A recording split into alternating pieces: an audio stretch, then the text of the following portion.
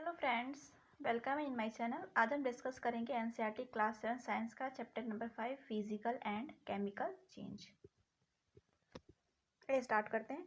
Every day you come across many change in your surrounding. देखिए, daily हम अपने आसपास अपने चारों तरफ एक बहुत ज़्यादा चेंज देखते हैं। दिस चेंज में इन्वॉल्व वन और मोर सब्सटेंस। अब देखिए, ये जो चेंज हमारे आसपास होते हैं इनमें एक या एक से ज़्यादा सब्सटेंस इन्वॉल्व होते हैं। फॉर एग्जाम्पल में देखिए, your mother may ask you to dissolve sugar in water to make a cold drink. की जो हमारी मम्मी हैं हमें बोलती हैं कि हमें पानी में क्या करना है, चीनी को घोलना है, डिजॉल्व करना है और उससे एक कोल्ड ड्रिंक बनाना है। Making a sugar solution is change. तो देखिए, जब हम चीनी को पानी में घोलते हैं तो इससे हमारा एक शुगर सॉल्यूशन बन जाता है। चीनी हमारी पूरी की पूरी क्या हो जाती है, पानी में घुल जाती है। तो भी हमारा क्या होता है, एक टाइप ऑफ चेंज होता है। Similarly setting curd from milk is a change. अब देखिए, जो दूध से जो दही का बनना होता है ये भी हमारा एक टाइप ऑफ चेंज होता है। Sometimes milk become sure. कभी कभी जो दूध होता है हमारा ये खट्टा हो जाता है, तो ये भी हमारा टाइप ऑफ चेंज है। Soaring of milk is a change, ये भी हमारा चेंज है। Stretch rubber band also represent a change. अब देखिए, जो रबर बैंड है जब उसको हम स्ट्रेच करते हैं, खींचते हैं, तो उसके शेप में चेंज आता है। ये भी हमारा क्या होता है, टाइप ऑफ चेंज होता है। Make a list of 10 change you have notice around you. तो आपको क्या करना है कि अपने आसपास 10 ऐसे चेंज जो आप नोटिस कर रहे हैं इनकी लिस्ट बनानी है। उसके बाद देखिए, in this chapter we shall perform some activities and study the nature of this change. अब देखिए, इस चैप्टर में हम कुछ एक्टिविटीज़ करेंगे जो तो इसके बाद एक्टिविटीज़ करेंगे जिससे हम स्टडी करेंगे कि जो नेचर ऑफ चेंज होते हैं, जो भी ये कुछ चेंज हमारे आसपास होते हैं उनमें कैसे चेंज होता है, उनके नेचर में किस टाइप का चेंज होता है। Broadly this change are of 2 kinds. अब देखिए, जो चेंज है हमारा ये 2 काइंड्स का होता है। फर्स्ट होता है हमारा फिजिकल चेंज और सेकेंड होता है हमारा केमिकल चेंज। फर्स्ट है हमारा फिजिकल चेंज। 6.1 एक्टिविटी में है कि cut a piece of paper in 4 square pieces. आपको एक पेपर लेना है और उसको 4 स्क्वायर पीसेस में 4 बराबर भागों में कट करना है। Cut each square piece further into 4 square piece. अब उसके बाद आपको उसके बाद आपने उसको 4 पार्ट में डिवाइड कर दिया, तो उसके बाद उस एक पार्ट को क्या करना है, आपको 4 पार्ट में डिवाइड करना है। Lay this pieces on the floor और a table so that the pieces acquire the shape of the original piece of paper. उसके बाद जब आपने पेपर को कट कर दिया तो आपको उसे एक फ्लोर पे, फर्श पे या फिर टेबल पे आपको उसे जॉइंट करना है, मतलब एक साथ मिलाना है और देखना है कि ऐसा करने के बाद क्या जो हमारा पेपर है वो अपने ओरिजिनल शेप में आ रहा है कि नहीं आ रहा है, जैसा कि आपके फिगर 6.1 में दिखाया गया है। देखिए, यहाँ पे दिखाया गया, पहले हमने एक पेपर लिया है बड़ा सा, उसको हमने 4 स्क्वायर पीसेस में कट किया है, ऐसे 4 पार्ट में। उसके बाद फिर हमने उसके एक पार्ट को लेके उसको फिर वापस से हमने 4 पार्ट में कट किया, डिवाइड किया है। तो देखिए, उसके बाद हमने इसको फर्श पे या तो फिर टेबल पे ऐसे रख के जॉइंट करने की कोशिश की है। तो क्या ये हमारा ओरिजिनल शेप में वापस आ रहा है? नहीं, इसका शेप और साइज चेंज हो गया है, बट इसकी जो प्रॉपर्टी है वो चेंज नहीं हो रही है। ये हमारा अब भी क्या है, पेपर ही है। नेक्स्ट है हमारा एक्टिविटी 6.2 कि collect the chalk dust lying on the floor near the chalk board in your classroom और crush a small piece of chalk into dust. देखिए, आपको क्या करना है कि जो हमारे क्लासरूम में चॉक बोर्ड के नीचे जो छोटे छोटे चॉक के टुकड़े गिरे होते हैं, ठीक है, तो आपको उसे कलेक्ट करना है और उसमें क्या करना है, crush small piece of chalk into dust, add a little water to the dust to make a paste. आपको उसमें थोड़ा सा पानी मिलाना है और उसका पेस्ट तैयार करना है। जब पेस्ट हमारा रेडी हो जाता है तो roll it into the shape of a piece of chalk, let it dry. उसके बाद आपको उसको रोल करना है, मतलब कि चॉक का शेप देना है और उसको लेट इट ड्राई, इसको सूखने के लिए रख देना है। Did you recur chalk from the dust. तो जब ऐसा हमने कर दिया तो क्या वापस से उस डस्ट से, उस धूल से हमें वापस से चॉक मिल रही है वैसी, मतलब चॉक है जो हमारा वो वापस से उस शेप में आ रहा है कि नहीं आ रहा है। अब देखिए, नेक्स्ट एक्टिविटी है हमारी activity 6.3 take some ice in a glass और प्लास्टिक टम्बलर। आपको थोड़ा सा आइस लेना है, बर्फ़ लेना है एक ग्लास में या तो फिर प्लास्टिक के टम्बलर में। Melt a small portion of ice by placing the tumbler in the sun. आपको एक आइस के छोटे से पोर्शन को, छोटे से भाग को सनलाइट में क्या करना है, मेल्ट करना है, पिघलाना है। You have now a mixture of ice and water. तो जब आप ऐसा करते हैं तो अब आपके पास आइस और वाटर का मिक्सचर आ जाता है। Now place the tumbler in the freezing mixture. उसके बाद आपको टम्बलर को फ्रीजिंग मिक्सचर में रख देना है। इसमें आपको क्या करना है, ice plus common salt mix करना है। Does the water become solid ice once again. तो जब हमने जो आइस को पिघलाया था सनलाइट में, तो जब उसको हमने फ्रीजिंग किया तो क्या वापस ये हमारा सॉलिड फॉर्म में आ रहा है कि नहीं आ रहा है, ये हमें एक्टिविटी करके देखना है। अब नेक्स्ट एक्टिविटी है हमारी कि 6.4 boil some water in a container. आपको थोड़ा सा पानी एक कंटेनर में बॉईल करना है, गर्म करना है। Do you see the stream rising from the surface of the water. तो जब ऐसा आप करते हैं तो आपने देखा है कि जो पानी है वो गर्म होकर ऊपर की तरफ भाप बन के उड़ रहा है। Hold an inverted pan by its handle over the steam at some distance from the boiling water. उसके बाद आपको क्या करना है, उस पैन को आपको होल्ड करके पकड़ के हटाना है and observe the inner surface of the pan. और उसको ऊपर थोड़ा सा आप करके देखेंगे कि जो इनर सरफेस है पैन का, उसमें क्या हो रहा है, आपके वाटर के ड्रॉपलेट दिखाई दे रहे हैं। Do you see any droplet of water there. आपको पानी की कुछ बूंदे वहाँ पर दिखाई दे रही हैं कि नहीं। तो इस एक्टिविटी को हम अपने घर पे आराम से कर सकते हैं। अब देखिए उसके बाद है एक्टिविटी हमारा 6.5। इसमें देखिए कुछ आपके क्वेश्चंस दिए गए हैं, सावधानी है कि be careful while handling a flame. जब भी हम किसी फ्लेम को या फिर किसी गर्म चीज़ को टच करते हैं, हैंडल करते हैं, तो हमें हमेशा केयरफुल रहना चाहिए। देखिए क्या है, hold a used hexa blade with a pair of tongue. आपको इसके लिए हेक्सा ब्लेड जो हमारे घरों में जो हम किसी भी गर्म बर्तन को उठाने के लिए, पकड़ने के लिए यूज़ करते हैं, उसका यूज़ करना है। Keep the tip of the free end of the blade on the gas stove. इसका जो फ्री एंड है इसको आपको गैस स्टोव पे रखना है। Wait for a few minutes. और कुछ टाइम के लिए आपको क्या करना है, वेट करना है। Does the colour of the tip of the blade change. तो जो ब्लेड के टिप का कलर था क्या वो चेंज हो रहा है। Remove the blade from the flame. आपको क्या करना है, ब्लेड को फ्लेम से, आँच से हटा देना है। Observe the tip once again after some time. उसके बाद कुछ टाइम के बाद आपको ये क्या करना है, एक बार फिर से इस एक्टिविटी को करना है और आपको इसे ऑब्जर्व करना है।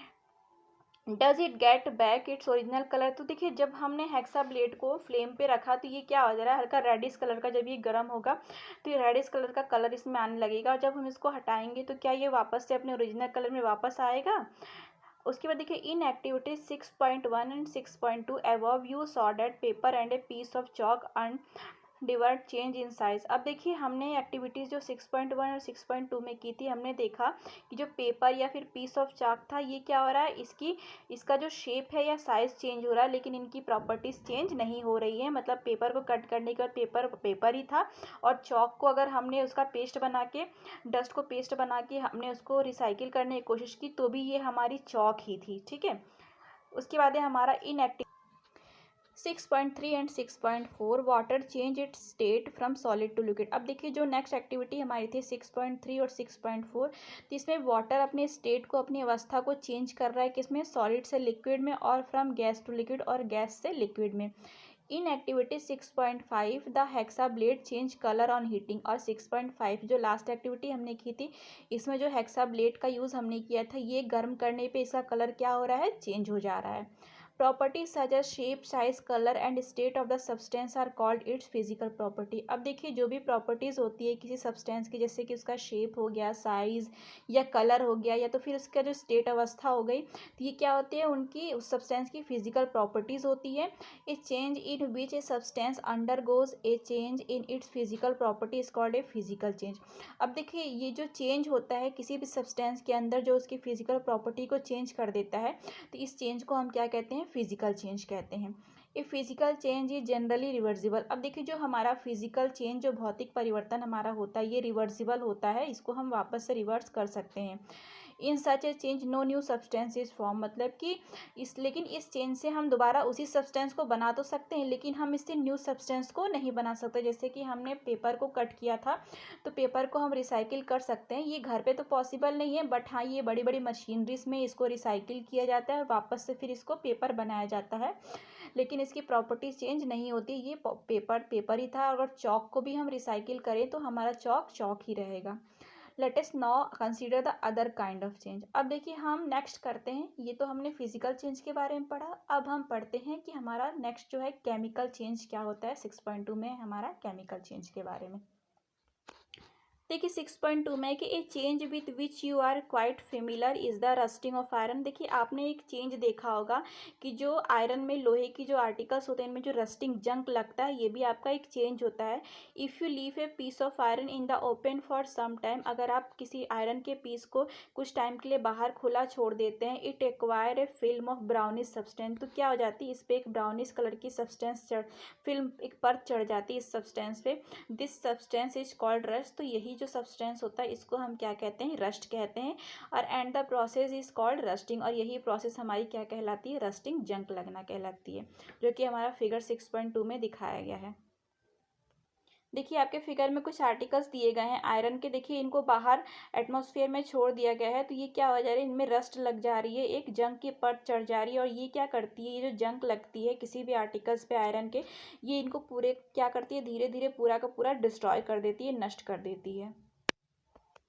उसके बाद देखिए आयरन गेट्स ऑफ पार्क और farmlands, iron benches keep in loans and gardens. अब देखिए आपने आयरन के गेट्स देखे होंगे पार्क्स में, फार्मलैंड्स में, या फिर आयरन के बेंच देखे होंगे लॉन्स या गार्डन्स में जो लगे होते हैं।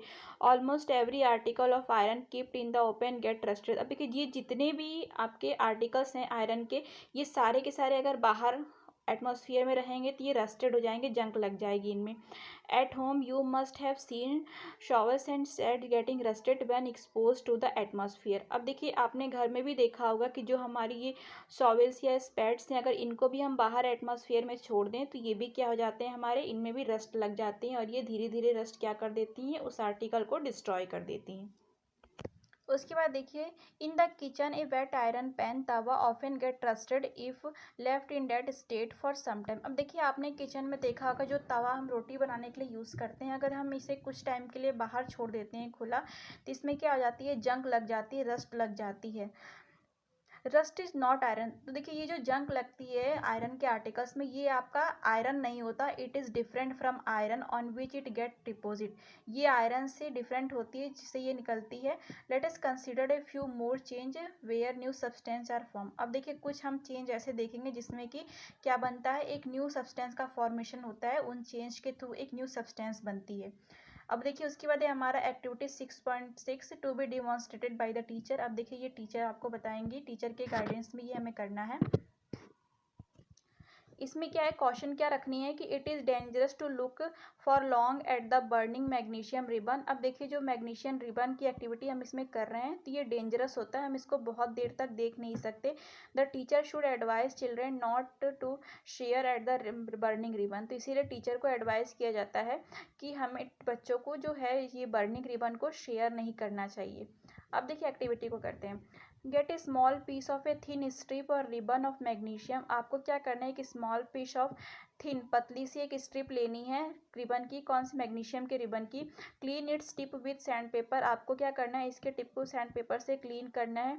Bring the tip near a candle flame. आपको उसके बाद क्या करना है कि आपको कैंडल, एक मोमबत्ती जला के उसके फ्लेम के पास इसको ले जाना है। It burn with a brilliant white light. तो जब ऐसा करेंगे तो ये क्या करेगी, एक ब्रिलियंट वाइट, तेज सफ़ेद लाइट की जैसे ये जलेगी आपकी जो मैग्नीशियम की रिबन है।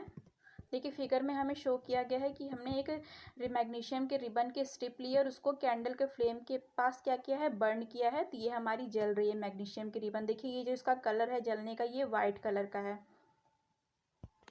देखिए उसके बाद है when it is completely burned it leaves behind a powdery S. अब देखिए जब ये हमारा पूरा का पूरा जल जाता है तो ये अपने पीछे क्या छोड़ देता है, एक पाउडरी राख के जैसा, पाउडर की जैसी राख छोड़ती है।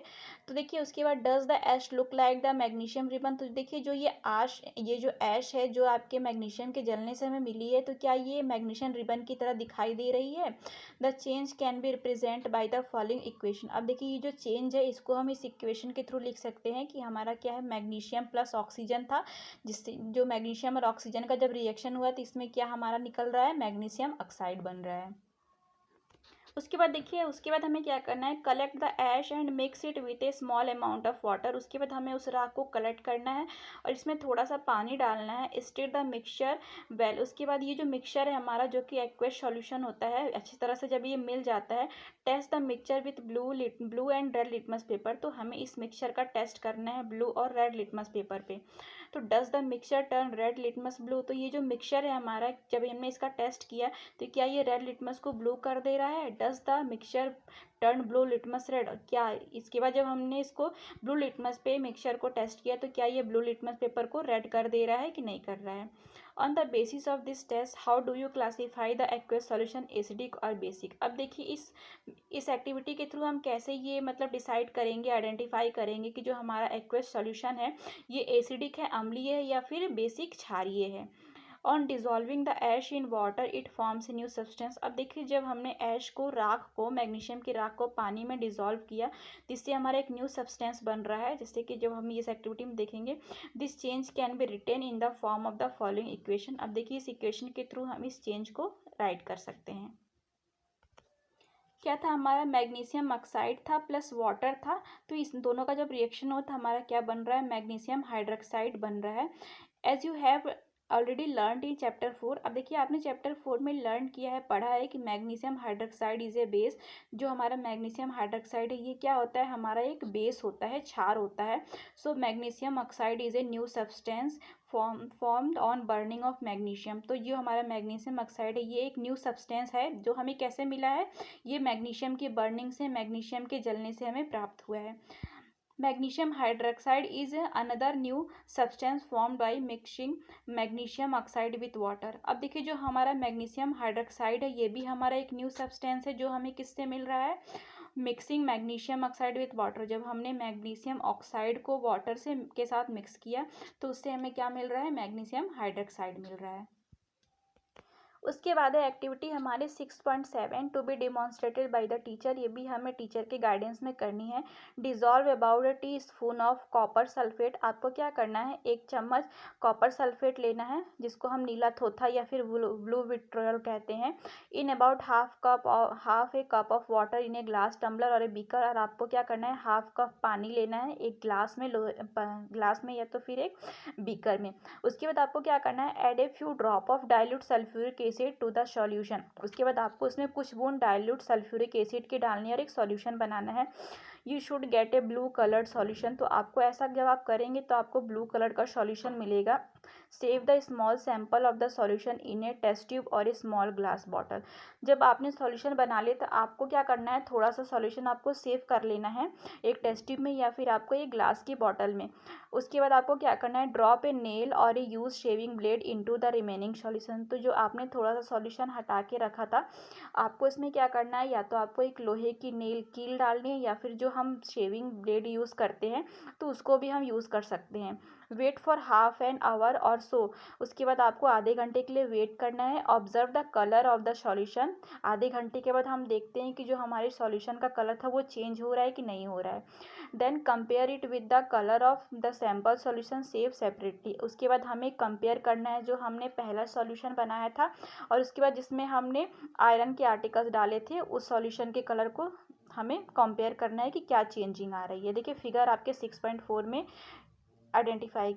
देखिए ये फिगर में दिया गया, देखिए 2 टेस्ट ट्यूब है। फर्स्ट टेस्ट ट्यूब में हमने पानी लिया था हाफ कप और उसके बाद हमने डाइल्यूट सल्फ्यूरिक एसिड डाली थी इसमें। उसके बाद हमने इस सॉल्यूशन को थोड़ा सा सेव कर लिया था दूसरे टेस्ट ट्यूब में और उसके बाद हमने इसमें क्या डाला? देखिए एक सेविंग ब्लेड डाली है और कुछ टाइम के बाद हमने इस ब्लेड को रिमूव कर दिया है।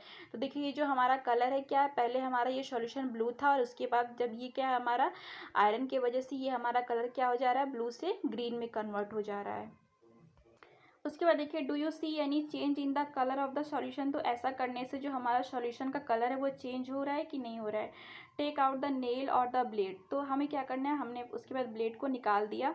Has it change in any way. क्या किसी टाइप का चेंज हो रहा है? तो हाँ, जो क्या रहा पहले हमारा सॉल्यूशन ब्लू था और उसके बाद जब हमने उसमें ब्लेड डाल दिया और हाफ एन आवर वेट करने के बाद जब हमने ब्लेड को रिमूव कर दिया तो हमारे सॉल्यूशन का कलर क्या हो जा रहा है? ब्लू से ग्रीन हो जा रहा है।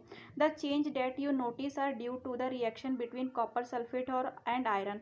अब देखिए जो चेंज आ रहा है हमारे सॉल्यूशन में ये किसके रिएक्शन के बीच में आ रहा है? ये जब रिएक्शन हो रहा है कॉपर सल्फेट का और आयरन का। The change of colour of the solution from blue to green is due to the formation of iron sulphate a new substance. अब देखिए जो हमारा ये सब्सटेंस है, ये जो हमारा सॉल्यूशन है, इसका जो कलर ब्लू से ग्रीन हो जा रहा है, तो ये किसके कारण हो रहा है? इसमें आयरन फॉर्मेशन हो रहा है, किसका? आयरन सल्फेट का, जो कि हमारा एक न्यू सब्सटेंस बन रहा है। The brown deposit on the iron nail is copper. अब देखिए जो हमारे आयरन की जो नेल थी या फिर जो ब्लेड थी हमने यूज़ की थी, इसमें जो डिपॉजिट हो रहा है ब्राउन कलर, ये हमारा क्या आ रहा है? ये कॉपर हो रहा है, जो कि अनदर न्यू सब्सटेंस, एक न्यू सब्सटेंस है। We can write the reaction as. अब देखिए इस रिएक्शन को हम ऐसे राइट कर सकते हैं कि कॉपर सल्फेट सॉल्यूशन, जो कि हमारा ब्लू कलर का था, प्लस हमने उसमें आयरन डाला, तो इससे हमारा क्या मिल रहा है? आयरन सल्फेट सॉल्यूशन हमें प्राप्त हो रहा है ग्रीन कलर का, और प्लस इसमें से हमें क्या मिल रहा है? कॉपर ब्राउन डिपॉजिट जो कॉपर हो रही है। चलिए फ्रेंड्स, नेक्स्ट एक्टिविटी है हमारी 6.8। हम इसको नेक्स्ट वीडियो में कंटिन्यू करेंगे। ठीक है, okay, like share and subscribe. Thank you.